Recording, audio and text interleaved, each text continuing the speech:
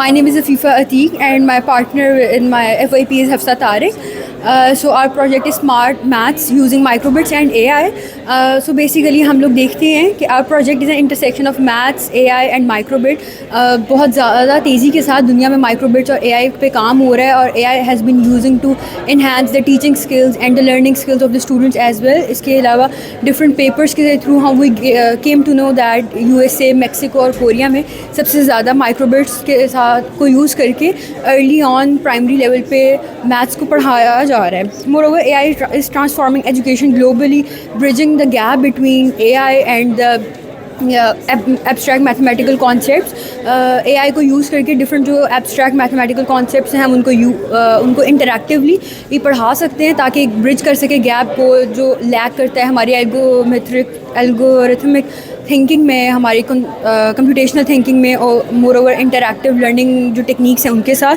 तो इसके लिए हम प्रिपेयर करें एक टेक ड्रिवन जो फ्यूचर है उसके लिए हम अपने स्टूडेंट्स को बहुत प्राइमरी लेवल पे प्रिपेयर कर सकें. इसके लिए हमने यूज़ किया माइक्रोबिट को, ब्लॉक बेस्ड प्रोग्रामिंग को और जो एक गेटवे लिया है AI से. So it is not the major artificial intelligence.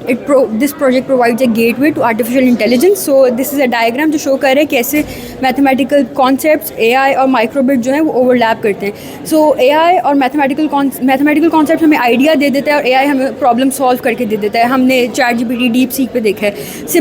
Similarly माइक्रोबिट जो है उसके अंदर डिफरेंट सेंसर्स हैं जो हमें विजुअलाइजेशन प्रोवाइड कर सकते हैं और जो मैथमेटिकल कॉन्सेप्ट्स हैं वो एल्गोरिथम्स बना सकते हैं जिसके थ्रू हम इंटीग्रेट कर सकते हैं माइक्रोबिट को. अब जब हम इन तीनों को इंटीग्रेट करते हैं एक साथ, जो कॉन्सेप्चुअल अंडरस्टैंडिंग है वो इन तीनों में एक हमें कॉमन पॉइंट मिलता है जिसके थ्रू हम तीनों को इंटीग्रेट कर सकते हैं और एक जो अंडरस्टैंडिंग का लेवल है वो इन्हांस कर सकते हैं. Next we have develop journal methodology of our project जो हफ्सा क्या होता है बताएंगी. एक्चुअली जो हमारे प्रॉब्लम था इसमें वो ये थी कि बच्चे किस तरह मैथ्स के कॉन्सेप्ट्स को समझने के लिए स्ट्रगल करें. तो हम लोगों ने सोचा कि क्यों ना इस स्ट्रगल को इजी बनाया जाए मैथ्स के टूल्स यूज़ करके. एक्चुअली फिर हम लोगों ने ये सोचा है कि इस पे सोचा ये कि हम लोग माइक्रोबिट्स के थ्रू मैथ्स के कॉन्सेप्ट्स को इजी कर सकें. एक्चुअली पहले हम लोग हार्डवेयर, सॉफ्टवेयर और थियोरी पे काम कर रहे थे. हार्डवेयर ये कि माइक्रोबिट को ट्रेन करेंगे और जो प्रोग्राम है वो माइक्रोबिट में इंटीग्रेट करके उसको शो करेंगे. सॉफ्टवेयर ये कि हम लोग माइक्रोसॉफ्ट मेक कोड में प्रोग्रामिंग करते हैं. ब्लॉक बेस्ड प्रोग्रामिंग भी होती है और पाइथन प्रोग्रामिंग भी होती है. तो हम लोग वहाँ पर अपने सॉफ्टवेयर जो है हार्डवेयर में इंटीग्रेट करते हैं और फिर जो माइक्रोबिट है वो विजुअलाइजेशन शो करती है. एक्चुअली तो हमने जो हमने दो केसेस लिए वो एनर्जी कॉस्ट और ट्रिग्नोमेट्रिक फंक्शन है. हम एंड पे दिखाएंगे भी कि हमारी माइक्रोबिट कैसे काम कर रही है. सो एनर्जी कॉस्ट ऐसे है, ये एक रियल वर्ल्ड से हमने प्रॉब्लम लिया मैथ्स में कैसे हम कन्वर्जेंस करते हैं और एनर्जी फाइंड करते हैं. सो माइक्रोबिट में एक सेंसर होता है, लाइट सेंसर, जो हमने यूज़ किया है जो बेसिकली हमें एक AI का गेटवे भी देता है. वो इस तरह की जैसी लाइट उसके ऊपर पड़ती है, लाइट में बहुत सारी हमें पता फ्रीक्वेंसी और एम्पलीट्यूड है. सो एक्सपोनेंशियली उसको वो स्मूथ कर देता है और रॉ लाइट को वो ट्रांसफॉर्म कर देता है और फिर वो फाइंड करता है. सो हमने अपनी ब्लॉक प्रोग्रामिंग के थ्रू जिसका हमने एक फ्लो डायग्राम दिया है उसको एक थ्रेशोल्ड प्रोवाइड किया है जो हम देख सकते हैं कि लाइट सेंसिटिविटी एक्टिविटी है. ये हमने इसको थ्रेशोल्ड प्रोवाइड किया है जिससे वो डिसीजन लेते हैं माइक्रोबिट में. वो डिसीजन लेते हैं कि either the light is falling on it और नॉट, और अगर लाइट पड़ रही है तो वो कैसे उसकी एनर्जी कैलकुलेट करेगा बाय कैलकुलेटिंग इट्स टाइम. तो सपोज जैसी लाइट उसके ऊपर पड़ती है टाइमर स्टार्ट हो जाता है, सारी LED डिस्प्ले हो जाती है और जैसे हम बटन B दबाते हैं तो वो कैलकुलेट कर देता है हमें एनर्जी कॉस्ट जिसकी सारी हमने कैलकुलेशंस जो हैं वो ब्लॉक प्रोग्रामिंग के थ्रू प्रोवाइड की हुई है. और ब्लॉक प्रोग्रामिंग का जो कॉन्सेप्ट है ये मैक्सिको और कोरिया वगैरह में ऑलरेडी बहुत ज़्यादा यूज़ हो रहा है प्राइमरी एजुकेशन में, जिसके रेफरेंसेस भी हमने लास्ट पे दिए हुए हैं. देन हमने केस 2 में ट्रिग्नोमेट्रिक फंक्शंस प्रोवाइड किए हुए हैं. दैट विल अगेन हफ्सा ने इस पर ज़्यादा काम किया है, वो इस पर एक्सप्लेनेशन देगी. एक्चुअली जो ट्रिग्नोमेट्रिक फंक्शंस में है कि हम लोगों ने बताना है कि मतलब किस तरह ट्रिग्नोमेट्रिक फंक्शंस को चेंज करें, एंगल्स को चेंज करें तो वो किस तरह कौन सी वेव दे रहा है और किस तरह कर रहा है. एक्चुअली पहले तो हम लोगों ने इसको मतलब कोड प्रोग्रामिंग की है मेक कोड में और फिर इसको इंटीग्रेट किया है माइक्रोबिट में और फिर हम लोगों ने मतलब अगर हम प्रेस बटन ए करेंगे तो वो कौन सी साइकिल वेव देगा। अगर हम लोग वो अगर साइकिल वेव साइन कोस10 दे रहा है तो अगर हम लोग फ्रिक्वेंसी थोड़ी सी भी चेंज करेंगे, ये चेंज करेंगे तो वो हमें चेंज करके कॉस वेव में दे देगा और चेंज करके साइन वेव में दे देगा। और अगर हम लोग मतलब शेक करेंगे तो वो हमें 10 वेव में दे सकता है। एक्चुअली जो दूसरा था लाइट लेवल वाला, तो हम लोग ने उसमें ये किया था कि हम लोग ने पहले इंटीग्रेट किया था माइक्रोबिट में, और फिर हम लोग ने बताया था कि थ्रेशोल्ड जो है ग्रेटर देन 50 होगा तो वो साइन वेव देगा, अगर लेस देन 50 होगा तो वो कॉस वेव देगा। तो इस तरह जो है माइक्रोबिट के में जो लाइट्स हैं वो शो करते हैं साइन वेव को। अगर हम लोग उस पर लाइट थ्रो कर रहे हैं तो वो साइन वेव दे रहा है, और अगर हम लोग लाइट ले जाते हैं दूर तो वो हमें कॉस वेव दे रहा है।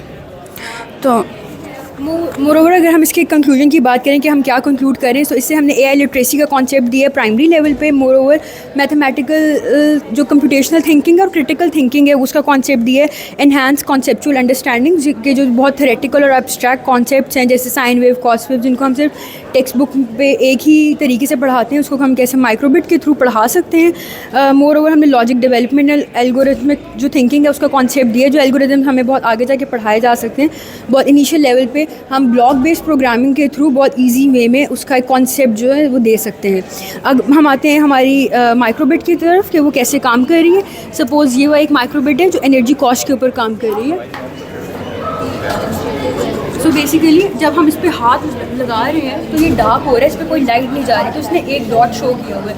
और जैसे ही इसके ऊपर ये हम लाइट फॉल करेंगे तो इसने सारा अपना जो ग्रिड है ना वो ऑन कर दिया। दैट इज़ शोइंग इनके इसके ऊपर जो लाइट सेंसर है वो लाइट सेंस कर रहे हैं। जैसे ही हमने इसमें बटन बी प्रेस किया है तो अब ये हमें बताएगा कि इसकी एनर्जी कॉस्ट कितनी है। That is 0.000404। सो बेसिकली हमने ऑलरेडी इसको वॉट्स बताए हुए और कॉस्ट पर कैपिटा बताई हुई है। देन हमारी एक और जो हमने ट्रेन किया है वो है वेव्स के लिए।